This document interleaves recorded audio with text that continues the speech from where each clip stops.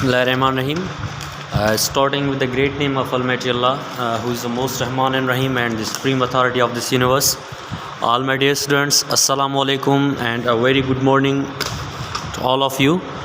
As you know that in our previous talk we discussed about the young Oliver and gone through to its reading, and we have already gone through to the reading of second chapter of novel written by one of the renowned novelists Charles Dickens, A Job for Oliver. And today onwards we are going to solve the exercise of the second chapter of novel A Job for Oliver.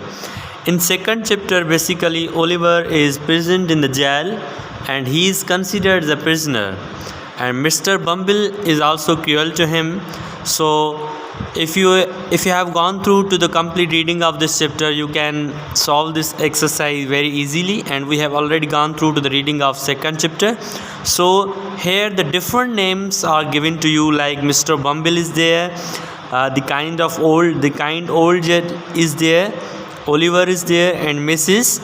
Sowerberry is there. So you just have to fill the gaps with the names from the books, that which are the correct statements, which of the correct statement of these names.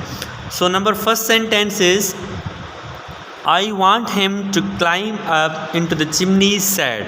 अब ये जो sentence है ये किसने कहा हुआ है? If you have gone through to the reading chapter, for example, here you can see that chimney sweeping said mister Gamfield. अब ये कौन से अल्फाज ये जो इस्तेमाल कर रहा है? I want him to climb up into the chimneys. These words are said basically by mister Gamfield. उसके बाद सेकंड सेंटेंस हमारा आ रहा है. ये जो सेंटेंस है ये हम किस ने कहे हैं, मतलब ये आपके नेम्स जो मेंशन किए गए हैं यहाँ पे बॉक्स में, मिसेस सोवरबेरी ने, ओलिवर ने, काइंड ऑफ ओल्ड जज ने, तो ये आपके हाईलाइट किए हुए हैं रीडिंग में.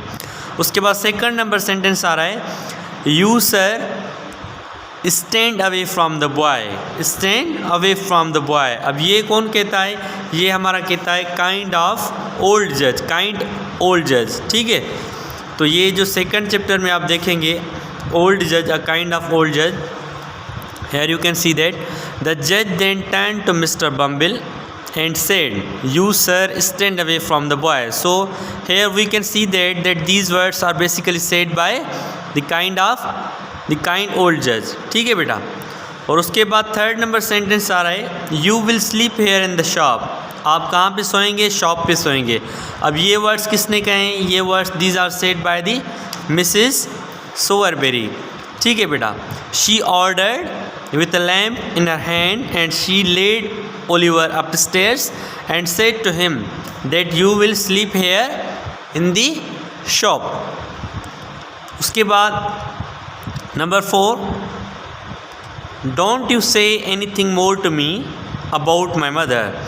अब ये ओलिवर कहता है कि जो don't you say anything more, मतलब कुछ ज़्यादा बात नहीं करें मेरी मदर के बारे में. So these words are basically said by the young boy Oliver on which complete novel is based.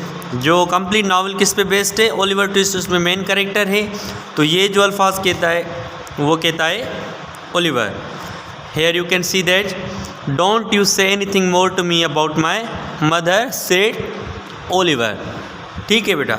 And number last sentence है हमारा, leave him there for a day or two without any food. Leave him there for a day or two without any food.